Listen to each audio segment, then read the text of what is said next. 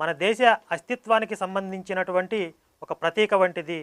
ఈ భాషని గనక మనం పరిరక్షించుకోలేకపోయినట్లయితే ఆ భాషతో పాటు ఆ సంస్కృతి, మన ధర్మం కూడా లేకుండా పోతాయి. తద్వారా దేశం యొక్క సార్వభౌమాధికారానికి కూడా భంగం వాటిల్లేటటువంటి అవకాశం ఉంది.